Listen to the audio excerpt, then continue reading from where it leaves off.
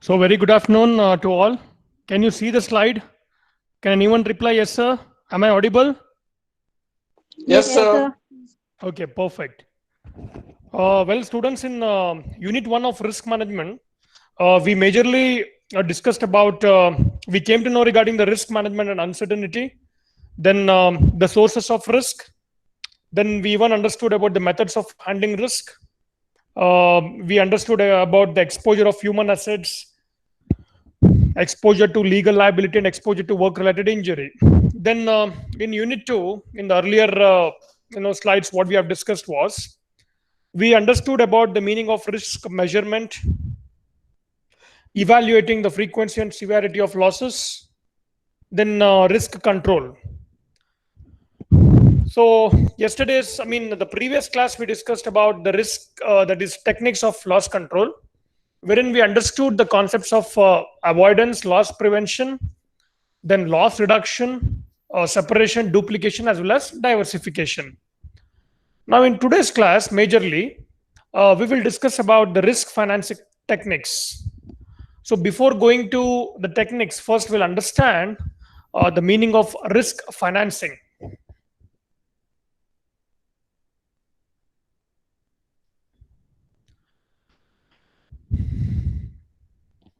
Well, risk financing is the technique that provides for the funding of losses after they occur. I'm repeating once again, students.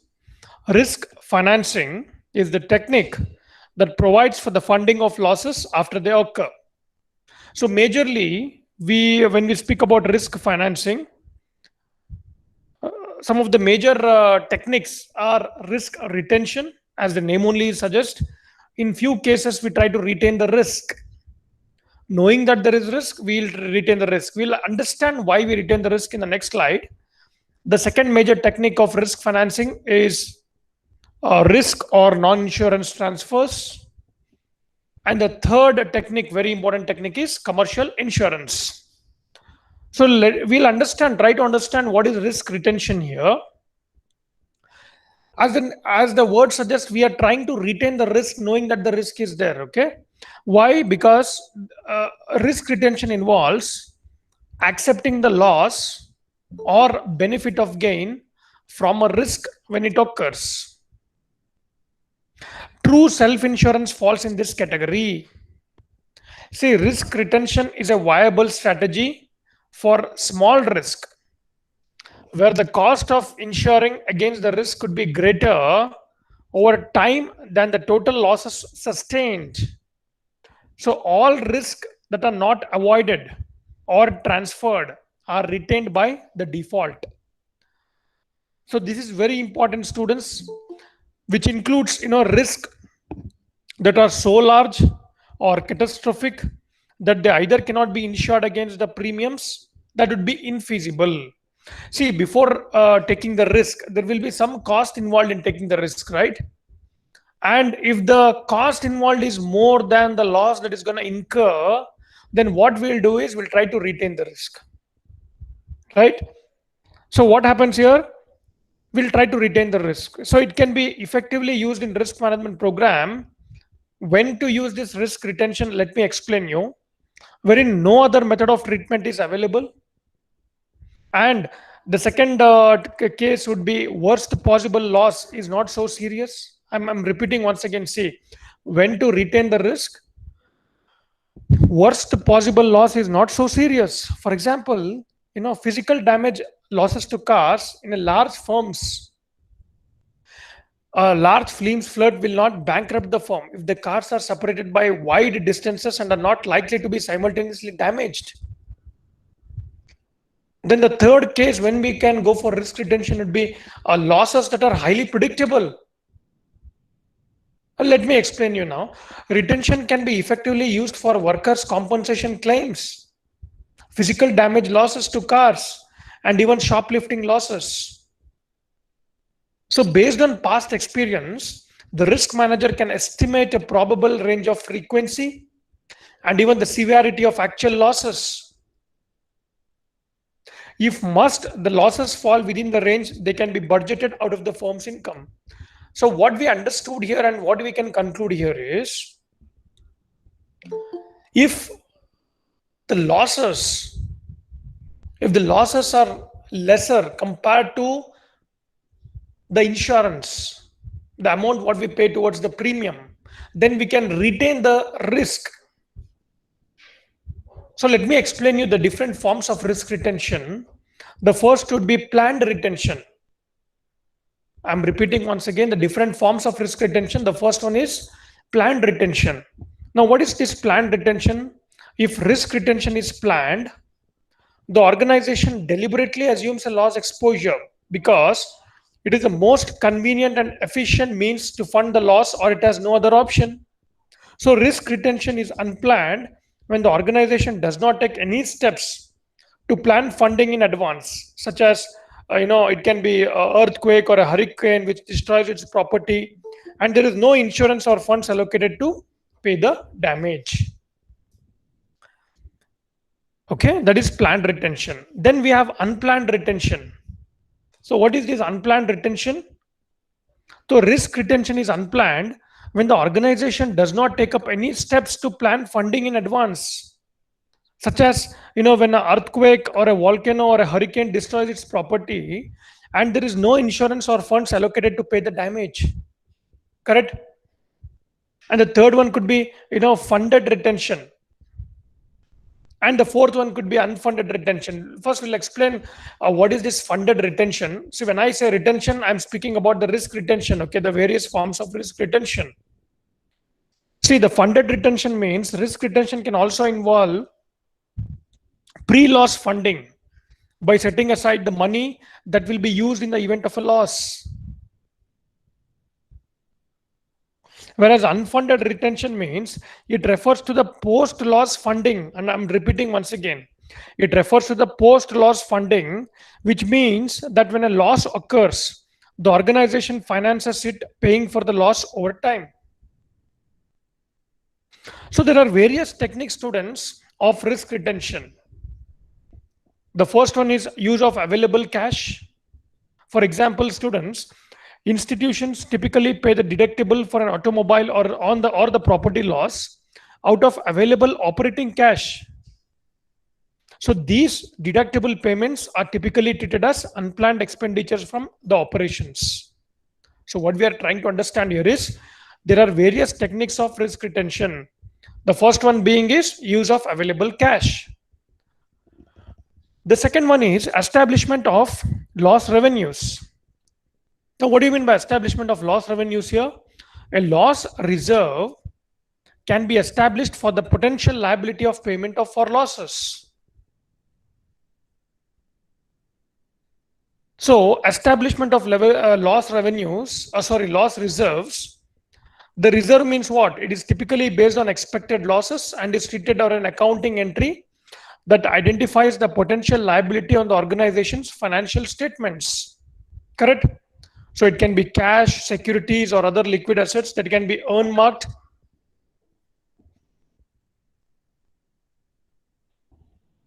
to fund this liability. So this technique recognizes that the potential for loss exists. So this is the significant difference from the first technique described, which was the first technique described, that is use of available cash. So what we are discussing now, we are discussing the various methods of risk retention. The first one being was use of available cash, and the second one is establishment of loss reserves. Then which are the other techniques of retaining the risk or risk retention? The third one being use of borrowed funds. See, borrowed funds can be used to pay for losses when they come due. I'm repeating once again, borrowed funds can be used to pay for losses when they come for due. So for the traditional healthcare provider, this method is inefficient because it reduces the ability of the organization to borrow funds for more appropriate expenditure. Right? So the use of borrowed funds to pay for the losses is essentially a means of borrowing time. Then the fourth technique is formal or self-insurance technique.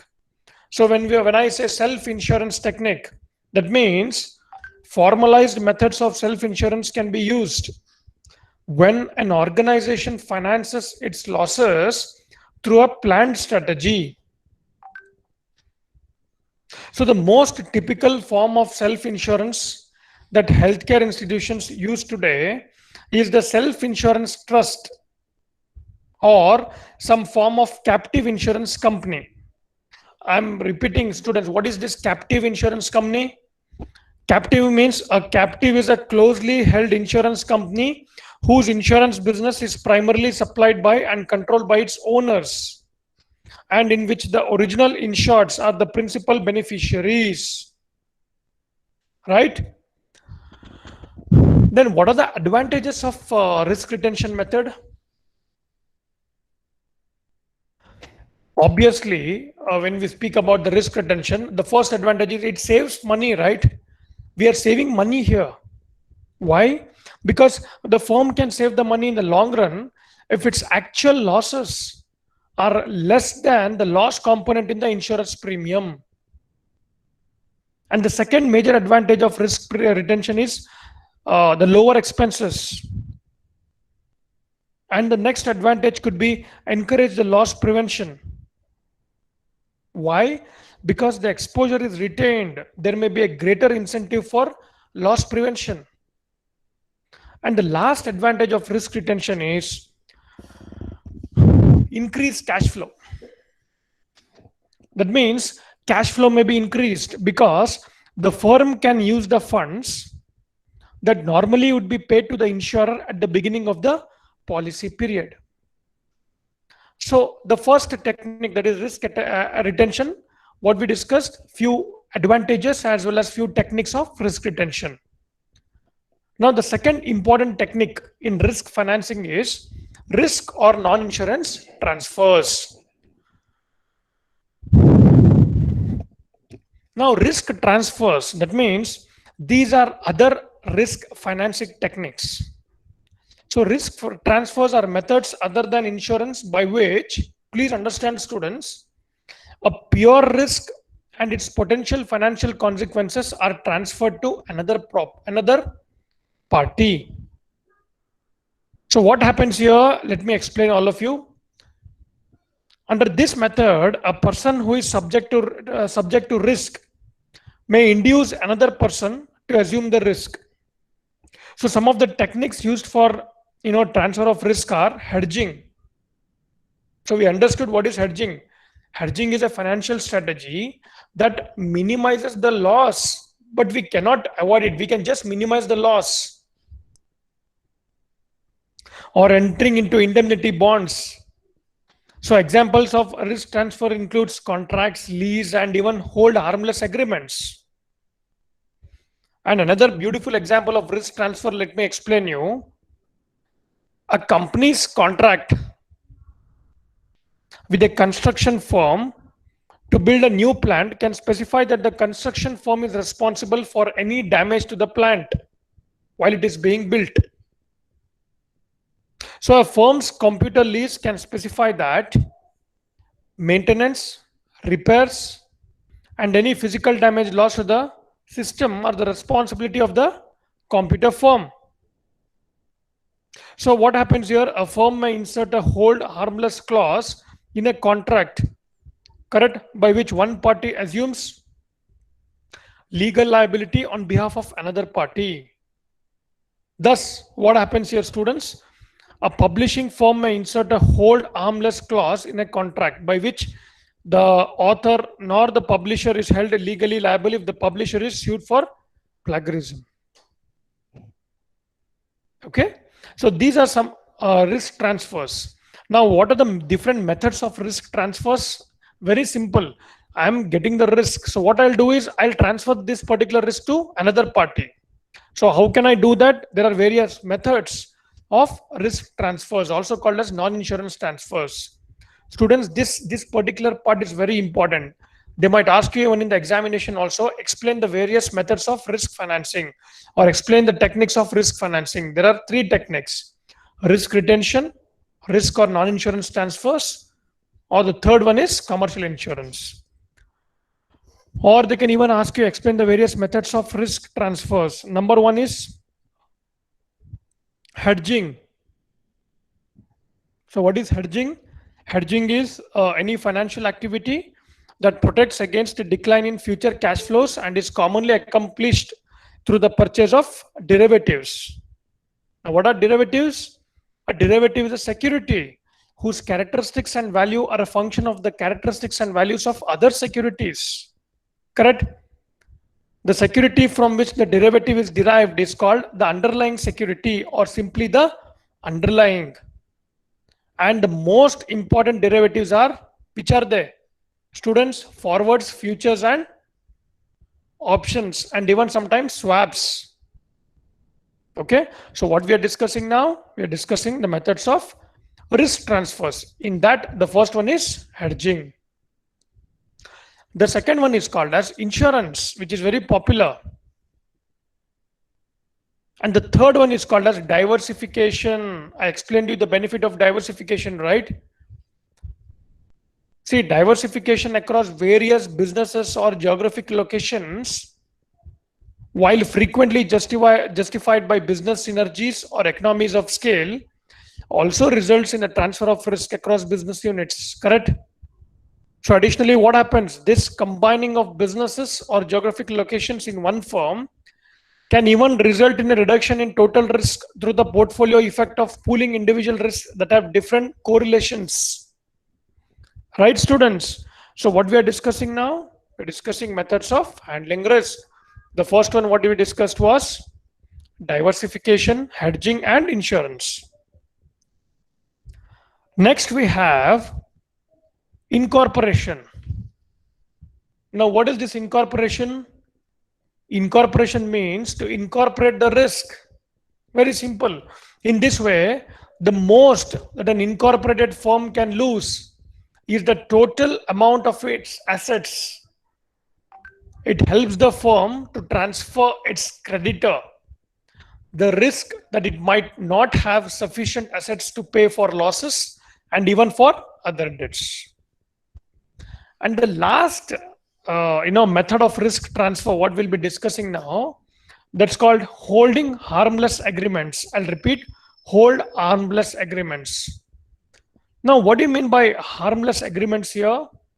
It is also called as indemnification agreement, by which institutions can transfer their liability risk to other parties or transfer to themselves the liability risk of their officers or employees or other parties.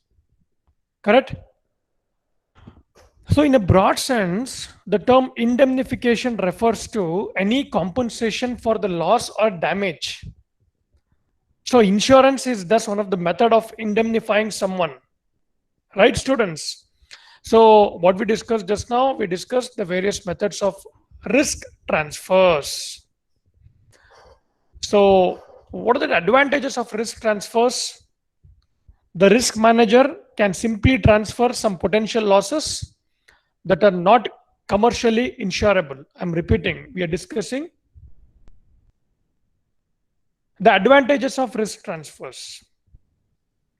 And the second advantage could be the potential loss may be shifted to someone who is in a better position to exercise the loss control. And the third advantage could be, risk transfers often cost less than insurance. Correct? So these are some of the advantages of risk transfers. So next, the third technique of risk financing, that's called commercial insurance, we're going to discuss now. See, the commercial insurance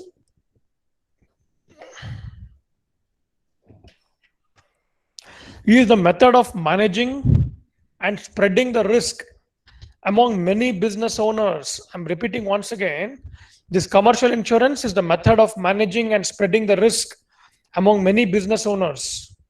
So what happens here, how the commercial insurance work? The premium is collected from the number of covered businesses by the insurance companies. Further, a pool of money is created and invested to pay out to a covered business if that business has a covered loss. So commercial insurance is actually broad name given for different types of coverages available to the business owner to protect against the losses and even to ensure the continuing operations of the business. So that is about your commercial insurance, but we'll try to understand the risk management actions. So impact could be significant, moderate, and minor. Okay, so these are the three impacts. See what happens in case of commercial insurance, that is selection of appropriate method for handling losses. See, out of these three, what we discussed, that is risk retention or risk transfers and the commercial insurance, to determine the appropriate method for handling of losses, we can come out with the matrix that classifies the various loss exposures according to the expectancy and the impact. Impact of what? Impact and the severity of the losses that's going to cause. So the matrix can be useful in determining which risk management method should be used and what will be the possible action that has to be taken from the firm side. So for example, if you consider the loss by theft of office supplies, so this type of exposure can be handled by retention because the loss occurs infrequently, and when it does occur, it seldom causes major financial harm. Okay, so these are the major techniques what we discussed in case of risk financing.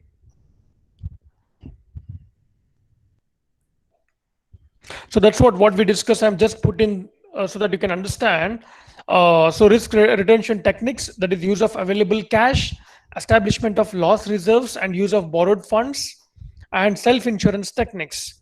The second important thing what we discussed was risk transfers.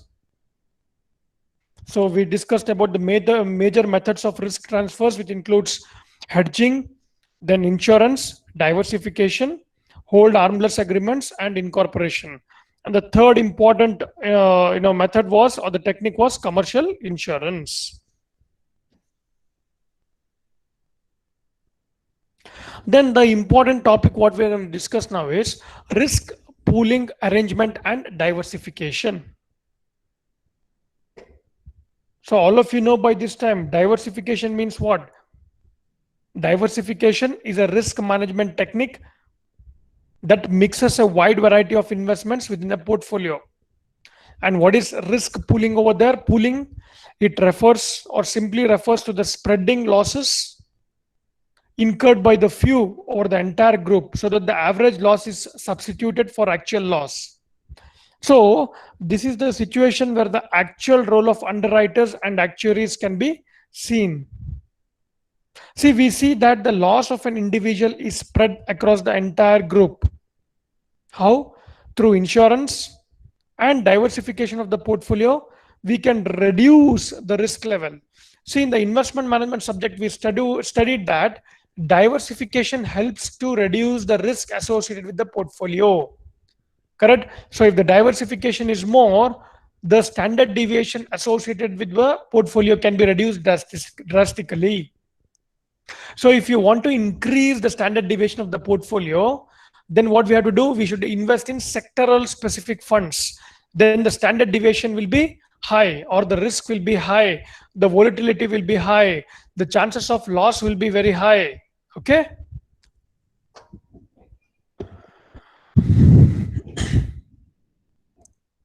Now risk reduction, let me continue this through pooling independence losses. See, pooling arrangement means, please understand students, pooling arrangement means what? It is sharing loss and even the risk equally or split evenly any accident cost. So as a result, pooling arrangements reduces the risk, that is also called as standard deviation, which we call it as sigma. For each participant, we can reduce the standard deviation. So in pooling arrangements, the average loss is paid by each person. So the probability distribution of accident costs facing each person is reduced by the pooling arrangements. The pooling arrangement decreases the probabilities of the extreme outcomes. So pooling arrangements reduces the risk when the losses are independent. That is, they're not correlated, or they're not uncorrelated basically.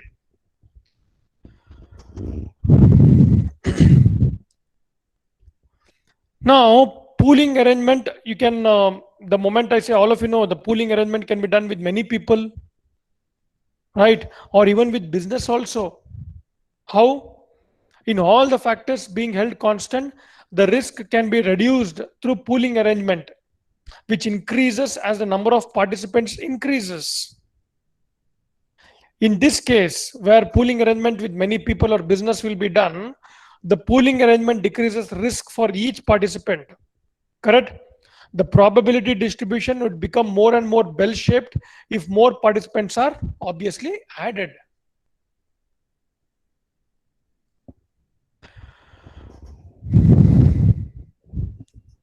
Next, we'll try to understand some of the advances issues in risk management.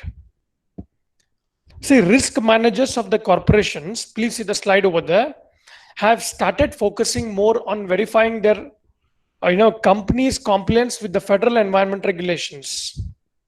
See, according to risk management, please understand, student, risk managers began to assess environmental risks such as those arising from pollution, then those arising from waste management, and even environmental liability, to make their companies more profitable and competitive. And even furthermore, students, tighter environmental regulations also goaded businesses to have risk managers check their compliance with the environmental policies to prevent possible penalties for non-compliance. And even risk managers can also help the losses to reduce resulting from even mergers. So risk managers became a more integral part of the company's mergers and acquisition teams. So both the parties in these transactions rely on risk management services to determine and control, or even sometimes prevent the risk. So risk managers also suggest some methods for preventing or controlling the risk which they observe, or which they find, or which they come across. So finally, what we can conclude here is risk managers have been called upon to help the businesses to manage the risk associated with the increased reliance on the internet, and the importance of online business activities in maintaining the relationships with the customers and even with the suppliers, communicating with the employees, and even advertising the products and services has even offered companies many advantages. But it has also exposed them to new security risk and liability issues. So very important, students, today's scenario is concerned, the business managers need to be aware of the various risks involved in electronic communication and even commerce, and which includes global internet security among the risk management activities. So these are some of the advanced issues in risk management. And the next topic what we're going to discuss is one of the most important topic in this subject, that is unit 2, that's called financial risk. So basically, when we speak about financial risk, a risk associated with the finance or financial risk is the risk of losses inherent in the financial transactions. The first one being interest rate risk and the second one being currency risk. We'll try to understand what is this risk, that is interest rate as well as currency risk now. First, let me take to you the interest rate risk with an example. Let me explain, okay? See, first I'll explain with the interest rate risk with an example. A bank pays depositors 1% interest and lends their money to home buyers through mortgages at 5%. I'm repeating, bank will pay the depositor 1% interest on the term deposit, and the same amount whatever the deposit holder has kept with the bank, he lends their money to home buyers through mortgages at 5%. So the difference of 4% is the bank's profit. So short-term interest rate rise to 6% and the long-term interest rate rise to 8%. The bank is still collecting 5% on its loans, but now must pay the depositors 6%, losing a money rate of 1%. So, however, the terms of its liabilities are usually shorter than the terms of its assets. Correct? In other words, the interest rate paid on deposits and the short term borrowings are sensitive to short term rates, while the interest rate earned on the long term liabilities is fixed. So, this will create the interest rate risk, which is in the case of banks, which is the risk that interest rates will rise, causing the bank to pay more for its liabilities and thus reducing its profit. So this is one of the classic example of interest rate risk. Now let me explain you what is this interest rate risk. See, interest rate risk is the chance that an unexpected change in interest rates will negatively affect the value of an investment. A bank's main source of profit is what? Is converting the liabilities of deposits and borrowings into assets of loans and securities. It profits by paying a lower interest on its liabilities than it earns on its assets. So the difference in these rates is the net interest margin. So bank students, please understand this. They make more money by borrowing at a short-term rates and lending at a long-term rates. So this entire thing is associated with the interest rate, and so we call it as interest rate risk. The second type of financial risk what we're going to discuss now is called as currency risk. Now, as the name only suggests, when we are doing any type of business with any other country, we are getting the payment in terms of their home currency, right? Suppose if you are exporting the manufactured goods from India to US or UK, so you will be getting the payment in terms of US dollars or UK pounds. So what is the risk involved here? See, it is a form of risk. Which one? The currency risk is concerned. It is a form of risk that arises from the change in price of one currency against another. So whenever the investors or the companies have assets or business operations across the national borders, they face the currency risk if their positions are not hedged. So the risk could be like transaction risk. Please understand, students. The risk could be the transaction risk, which means it is the risk that exchange rates will change unfavorably over the time. So it can be hedged against using forward currency contracts. Then we have the translation risk. In currency risk, the second one is called translation risk. So it is an accounting risk proportional to the amount of assets held in foreign currencies. So changes in the exchange rate over the time will render a report inaccurate, and so assets are usually balanced by borrowings in that particular currency. So the exchange risk associated with the foreign denominated instrument is a key element in foreign investment. So this risk flows from differential monetary policy and growth in real productivity, which results in differential inflation rates. So these are the two types of risk which are involved with finance. It's called interest rate risk as well as the currency risk. Then even we have ERM. Before going to this insurance market dynamics, we have something called as ERM. That's called enterprise risk management, ERM. See, ERM, that is enterprise risk management, is the process of planning, organizing, leading and lending and controlling the activities of an organization in order to minimize the effect of risk on an organization's capital and earnings. It's called enterprise risk management.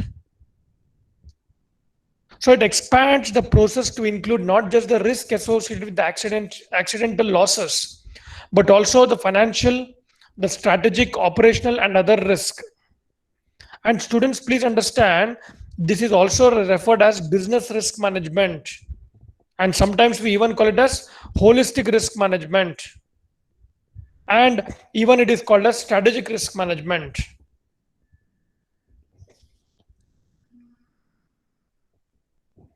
So some of the see, this enterprise risk management is concerned, that is ERM.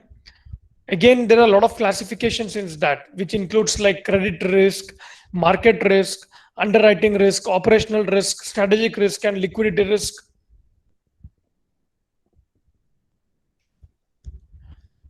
The next part here is insurance market dynamics. Students, please note, until the first March, that is April 2000, the Indian insurance industry comprised of mainly two state insurers, right? So post this deregulation, after the private insurance players started entering the competition, it has been seen that marked changes in the market dynamics. So however, till today, what has happened, the public sector insurers control the dominant share while their competitors are trying hard to find their footing. So the global scenario, of course, is different, and it has been anticipated that increased levels of consumer awareness, as the Indian scenario will simulate the rest of the world. Please note that globally, the insurance industry has a competitive structure. Many firms, small market shares, undifferentiated products.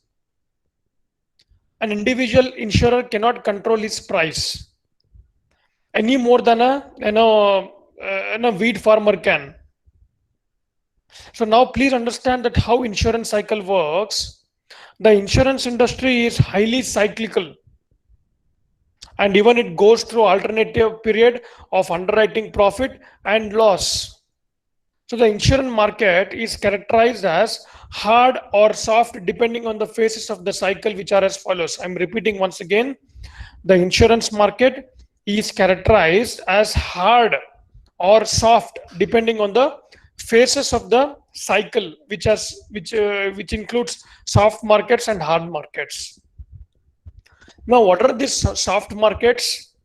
In this phase, there are lower insurance premiums, broader coverage, reduced underwriting criteria.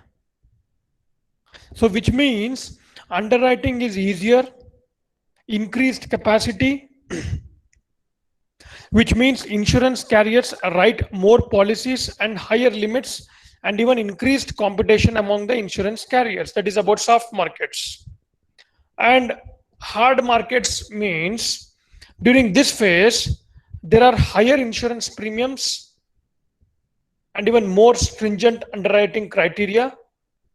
So which means underwriting is more difficult, and the reduced capacity, which means insurance carriers write less insurance policies and less competition insurance carriers. And please understand, students, there are various methods. So normally there are many methods to deal with the risk. So when property and liability loss exposures are not eliminated to risk avoidance, losses that occur must be financed. We can use either risk retention and risk transfer, which we have discussed in the earlier slides here. So retained losses can be paid out of the current earnings from loss reserves, or by borrowing, or by a captive insurance company. So what happens here?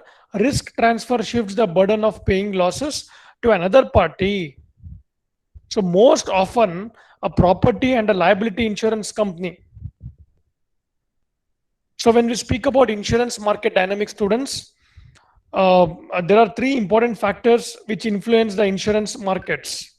I'm repeating once again, there are three factors, most important factors that will influence the insurance market. The first one being underwriting cycle, and the second one being consolidation in the insurance industry, and the third one being securitization of risk. So we'll try to understand each one in detail now.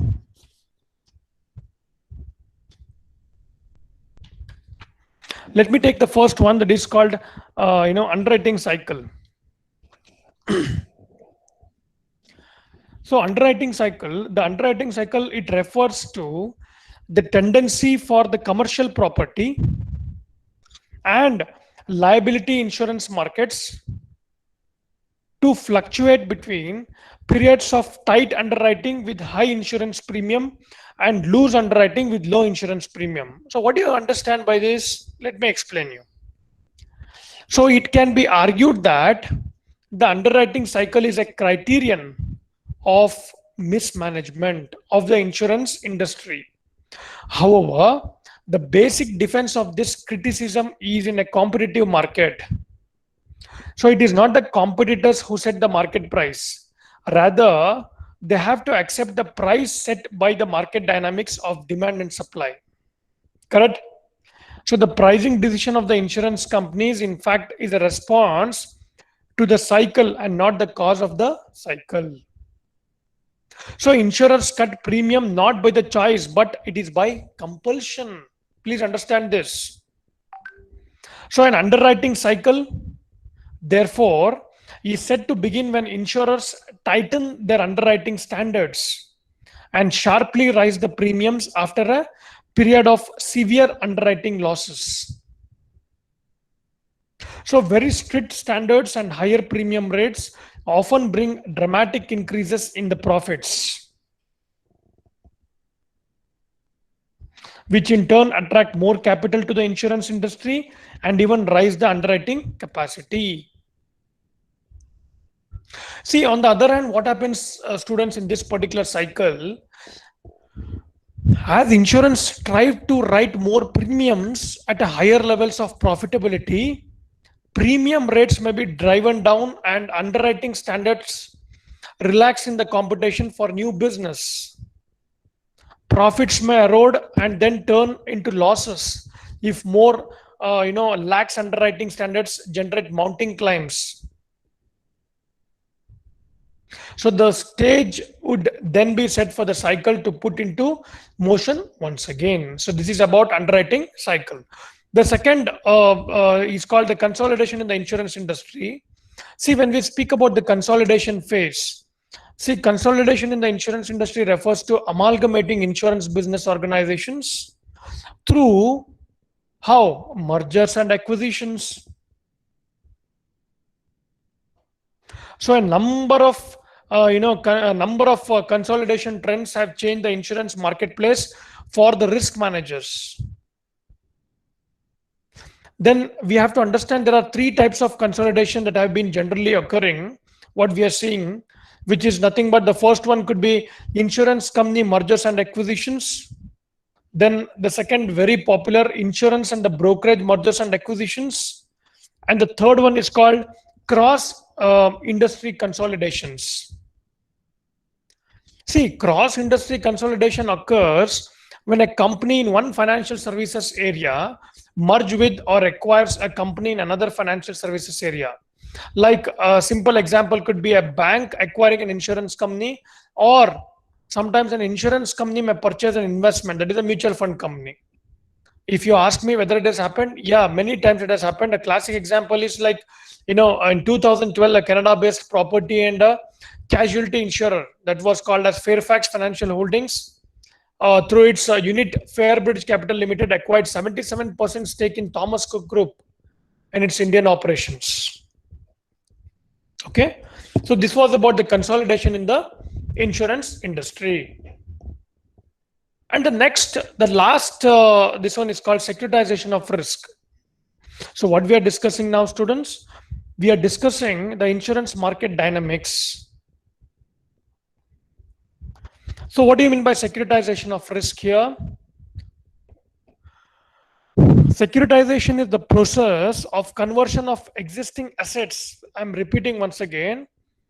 Securitization is the process of conversion of existing assets or the future cash flows into marketable securities. So for the purpose of distinction, the conversion of existing assets into marketable securities is known as asset-backed securitization. I'm repeating. The purpose of distinction, the conversion of existing assets into marketable securities is known as asset-backed securitization, and the conversion of future cash flows into marketable securities is known as future flows securitization. So what happens in case of securitization here? In securitization, students, the insurable risk is transferred to the capital markets. How? Through creation of financial instruments such as it can be through catastrophe bonds or derivative contracts, options, swaps, futures, or other financial instruments. So securitization is one of the most important innovations of modern finance. So risk securitization and enforcement of security interest ordinance, that is in the year 2002, its purpose is to promote the setting up of an asset reconstruction or securitization companies to take over the non-performing assets. Many students are doing their project related to non-performing assets, right? So NPA, this is very important, which are accumulated with the banks and even the public financial institutions. So what is this act? The act provides special powers to lenders and the securitization or the asset reconstruction companies to enable them to take over the assets of borrowers without first resorting to courts. And even the RBI has notified the following guidelines, which I'll be discussing now, for the regulation of securitization companies.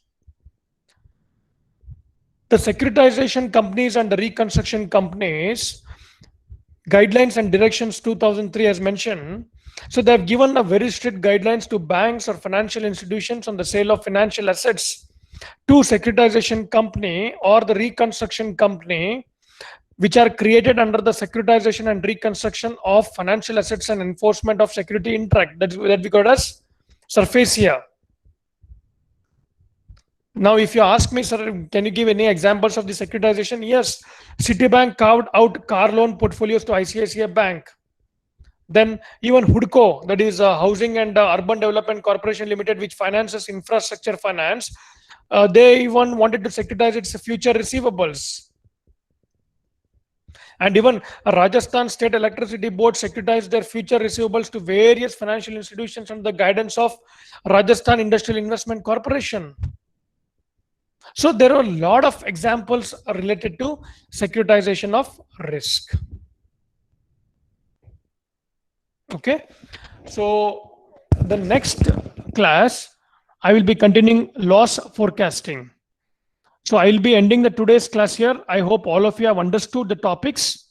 Thank you so much for the patience listening, students.